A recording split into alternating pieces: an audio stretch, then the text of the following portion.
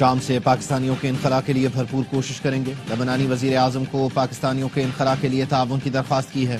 وزیر اعظم شہباز شریف کا قطر کے قومی دن کی مناسبت سے تقریب سے خطاب، مبارکباد پیش کرتے ہوئے کہا امیر قطر کے دورہ پاکستان کے منتظر ہیں۔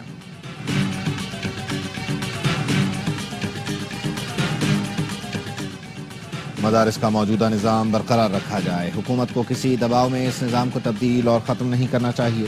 مدارس عربیہ کے اجتماع میں طاہر اشرفی کی قرارداد متفقہ طور پر منظور۔ مولانا فضل الرحمان نے پریس کانفرنس میں کہا آج اجلاس بلا کر علماء کو تقسیم کرنے کی سازش کی گئی، حکومت کی کوئی تجویز قبول نہیں، پارلیمنٹ بل پاس کر چکی، ہم جیت چکے ہیں۔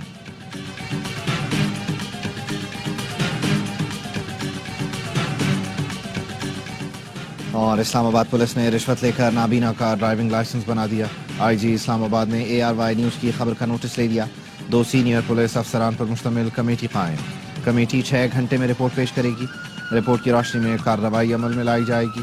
ٹیم سریام نے رشوت کو ٹریفک اہلکار اور ایجنٹ پکڑوائے تھے۔ کچھ قانونی پیچیدگیوں کی وجہ سے بل قانونی شکل اختیار نہیں کر سکا۔ وفاقی وزیر اطلاعات عطا تارڑ نے کہا چاہتے ہیں مسئلے کا ایسا حل نکلے جو سب کو قابل قبول ہو۔ مولانا فضل الرحمان قابل احترام ہیں، ان کی تجاویز بھی سنیں گے۔ علماء کی تجاویز کی روشنی میں فضل الرحمان کے ساتھ ایک نشست ہوگی۔ نئے قانون میں ترامیم کی جائیں گی یا نہیں، مشاورت کے بعد فیصلہ ہوگا۔ وفاقی وزیر تعلیم خالد مقبول صدیقی نے کہا رجسٹریشن کا معاملہ مدارس کو کنٹرول کرنے کے لیے نہیں، یہ ایک قومی فیصلہ ہے، سیاسی دباؤ میں نہیں آئیں گے۔ وفاقی وزیر مذہبی امور چودھری سالک نے کہا مدارس کے طلباء کے مستقبل کے لیے جو بہتری لا سکے لائیں گے۔ وفاقی وزیر داخلہ محسن نقوی کی وفاق المدارس کے سرپرست اعلیٰ مولانا فضل رحیم اور دیگر اکابرین سے ملاقات۔ مولانا فضل رحیم کا کہنا ہے دینی مدارس ملک کی نظریاتی سرحدوں کے محافظ ہیں، مدارس رجسٹریشن پر وہی موقف ہے جو وفاق المدارس اتحاد تنظیمات مدارس کا ہے۔ گورنر سندھ کامران ٹسوری کا کہنا ہے مدارس کے بچوں کا مستقبل اگر رجسٹریشن سے بہتر ہو سکتا ہے تو 200% ہونی چاہیے۔ انسان ہو، فرشتے یا جو بھی، ہم مذاکرات کے لیے تیار ہیں۔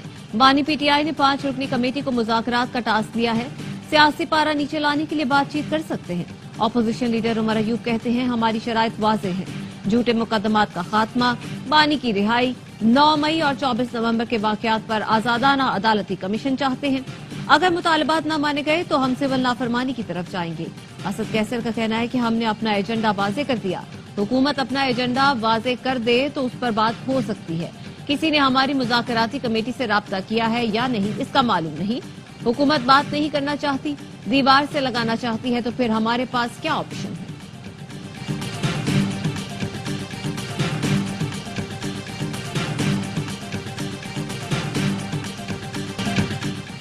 حکومت دل بڑا کرے، بات چیت کا عمل شروع کرے، جب تک ساتھ بیٹھ کر بات نہیں کریں گے مسائل حل نہیں ہوں گے۔ فیصل وابڈا کی دی رپورٹرز میں گفتگو، کہا مسائل کا حل صرف اور صرف سیاسی مذاکرات سے ہی ممکن ہے۔ بشرا بی بی ایسے حالات بنا رہی ہیں جو بانی PTI کے لیے مشکلات بڑھائیں گی۔ شرجیل نام میمن کا کہنا ہے مجھے نہیں معلوم بانی PTI کی جان کو خطرہ ہے یا نہیں، فیصل وابڈا اسلام آباد میں ہوتے ہیں، انہیں زیادہ علم ہوگا۔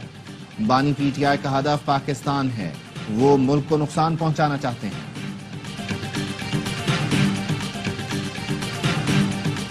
190 million pound reference, Bushra Bibi کی حاضری پر عدالت نے ناقابل ضمانت وارنٹ منسوخ کر دیے۔ اڈیالہ جیل میں کیس کی سماعت، بانی PTI کو بھی کمرہ عدالت میں پیش کیا گیا۔ بانی اور اہلیہ نے 342 کے سوال نامے کے جواب ریکارڈ کروائے۔ بشرا بی بی نے بیان دیا کوئی گواہ پیش نہیں کرنا چاہتی۔ توشہ خانہ 2 کیس میں بھی بشرا بی بی کی عدالت آنے پر قابل ضمانت وارنٹ منسوخ۔ بانی PTI اور بشرا بی بی پر فرد جرم آج بھی عائد نہ ہو سکی۔ بشرا بی بی نے روسٹرم پر جا کر آئندہ سماعت پر پیش ہونے کی یقین دہانی کروائی۔ عدالت نے سماعت 12 دسمبر تک ملتوی کر دی۔ PTI کے گرفتار کارکنوں کے 14 روز کے لیے جیل بھیجنے کے حکم نامے کے خلاف تحریری فیصلہ جاری۔ اسلام آباد ہائی کورٹ نے کہا ATC نے شناخت پریڈ میں جیل بھیجنے کے آرڈر میں وجوہات نہیں لکھی، ریاست کی ذمہ داری تھی شناختی پریڈ جلد سے جلد یقینی بنائی جاتی، ملزم کی شناخت نہیں ہوتی تو ناانصافی پر مبنی گرفتاری کا ازالہ نہیں کیا جا سکتا۔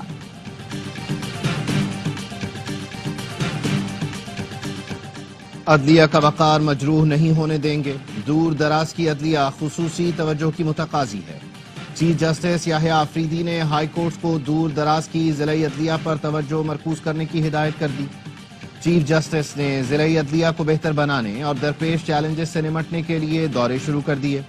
اعلامیے کے مطابق چیف جسٹس نے آج گوادر کا دورہ کیا، تربت، پنجگور اور دیگر اضلاع کے سیشن ججز نے ملاقات کی۔ چیف جسٹس نے مسائل کے حل کی یقین دہانی کرائی۔ گوادر میں عدالتی اصلاحات پر اجلاس کی صدارت کی۔ بلوچستان کے لیے ذیلی کمیٹی کے قیام کی منظوری دی گئی۔ کمیٹی اصلاحات کا ایک جامع پیکیج پیش کرے گی۔ جوڈیشل کمیشن کا 14 دسمبر کو ہونے والا اجلاس 21 دسمبر تک مؤخر۔ فوجی عدالتوں میں سویلینز کا ٹرائل، سپریم کورٹ کے آئینی بینچ نے کیسز کا فیصلہ سنانے کی اجازت دینے کی حکومتی استدعا مسترد کر دی۔ جسٹس مسرت ہلالی نے ریمارکس کیے، فیصلے کی اجازت دینے کا مطلب فوجی عدالتوں کا اختیار تسلیم کرنا ہوگا۔ جسٹس جمال منتقل نے کہا، فوج کو کام سے روکنے والوں کا ٹرائل عام عدالتوں میں ہوگا۔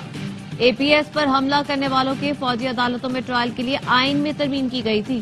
سپریم کورٹ نے فوجی عدالتوں کے فیصلے کے خلاف انٹرا کورٹ اپیلوں پر سماعت روکنے کی درخواست خارج کر دی۔ آئینی بینچ نے بلا جواز درخواست دائر کرنے پر سابق چیف جسٹس جواد خواجہ پر 20,000 روپے جرمانہ کر دیا۔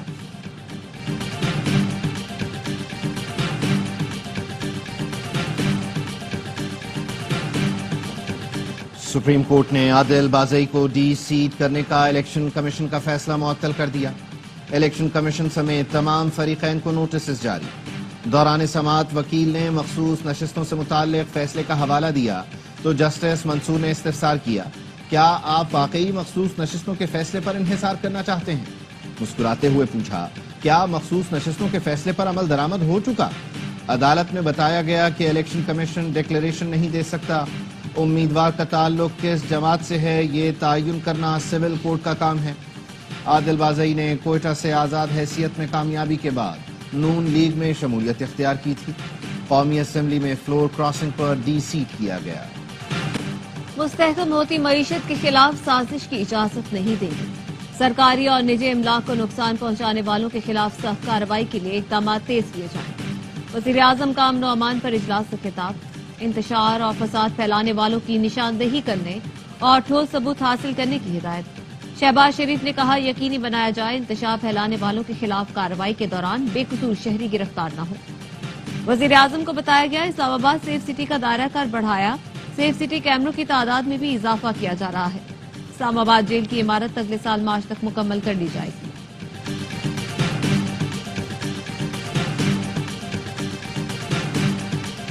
شام سے فرار بشار الاسد نے روس میں سیاسی پناہ لے لی۔ روسی میڈیا نے بتایا بشار الاسد خاندان سمیت ماسکو میں ہے۔ سوشل میڈیا پر بشار الاسد کی پرتعیش گاڑیوں کی ویڈیو وائرل ہو گئی۔ ویڈیو میں بیش قیمت گاڑیوں کی بڑی تعداد دیکھی جا سکتی ہے۔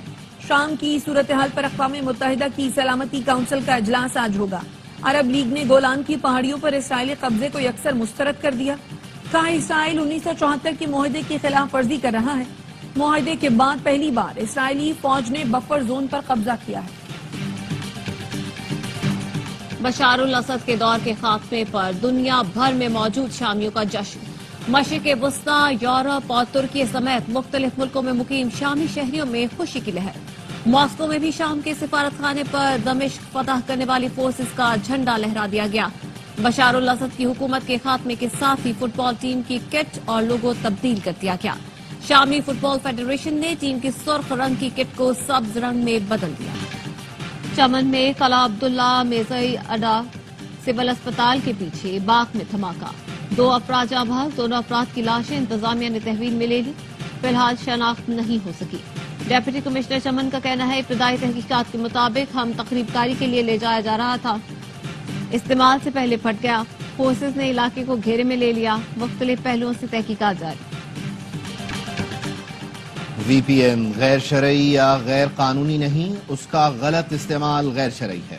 وی پی این سے غیر قانونی اور غیر اخلاقی ویڈیوز دیکھنا غیر شرعی ہے۔ چیئرمین اسلامی نظریاتی کونسل ڈاکٹر راغب نعیمی کی ARY نیوز سے گفتگو، کہا، اگر مدارس کے ذریعے منی لانڈرنگ کے ثبوت ہوں تو قانون کا سامنا کرنا ہوگا۔ ہماری رائے میں ہیومن بیبی ملک کی خرید و فروخت جائز نہیں۔ دوسری شادی کے لیے بیوی کے بجائے یونین کونسل سے اجازت لی جائے۔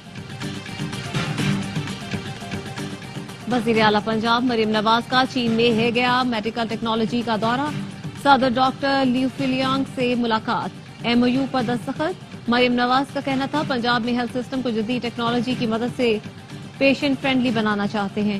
وزیر اعلیٰ پنجاب مریم نواز نے شی جی تان اسپتال کا بھی دورہ کیا۔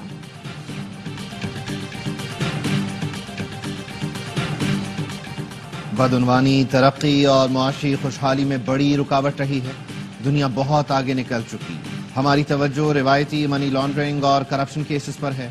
نئے ٹرینڈ اور نئے چیلنجز سامنے آ چکے ہیں۔ چیئرمین نیب نذیر احمد بٹ کا نیب ہیڈ کوارٹرز میں تقریب سے خطاب، کہا گزشتہ سال 12 لاکھ پاکستانی ملک چھوڑ کر چلے گئے۔ دنیا کے دوسرے ملکوں کے لیے سب سے بڑا مسئلہ غیر قانونی امیگریشن ہے، لیکن پاکستان ایسا ملک ہے جس سے لیگل امیگریشن کا مسئلہ ہے۔ جس دن ہم کرپشن کو برا سمجھنا شروع کر دیں گے ختم ہو جائے گی۔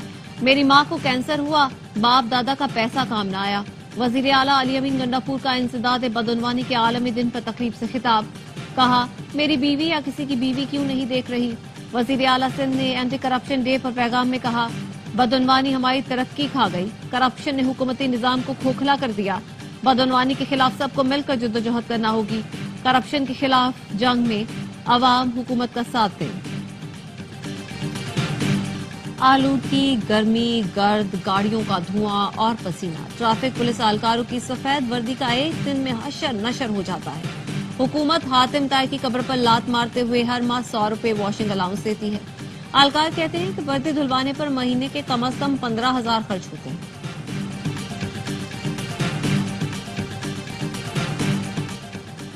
دریائے سندھ سے نہر نکالنے کے معاملے پر پیپلز پارٹی اور حکومت کے مذاکرات، پی پی کمیٹی کی حکومتی کمیٹی سے لاہور میں ملاقات۔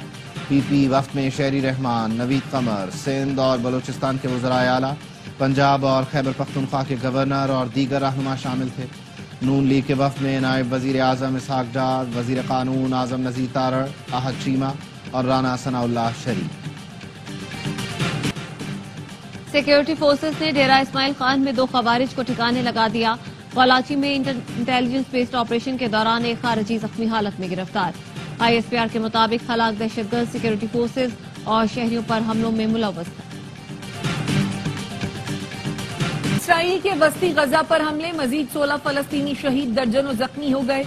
دیر البلح میں بچوں سمیت ایک ہی خاندان کے 5 افراد کو شہید کر دیا گیا۔ بریج کیمپ پر اسرائیلی بمباری میں 11 فلسطینی شہید۔ غزہ میں شہداء کی مجموعی تعداد 44,708 ہو گئی۔ کراچی سفاری پارک میں گزشتہ روز مرنے والی سونو نامی ہتھی کا پوسٹ مارٹم، ہتھی کے مختلف اعضاء university of veterinary and animal sciences Lahore بھیجے جائیں گے۔ لیبارٹری رپورٹس آنے پر ہتھی کی موت کا سبب سامنے آ سکے گا۔ کہیں برف باری، کہیں سرد ہوائیں، ملک بھر میں موسم ٹھنڈا تھا۔ بلوچستان بھی شدید سردی کی لپیٹ میں آ گیا۔ کلات میں درجہ حرارت -5، کوئٹہ میں -4 ریکارڈ۔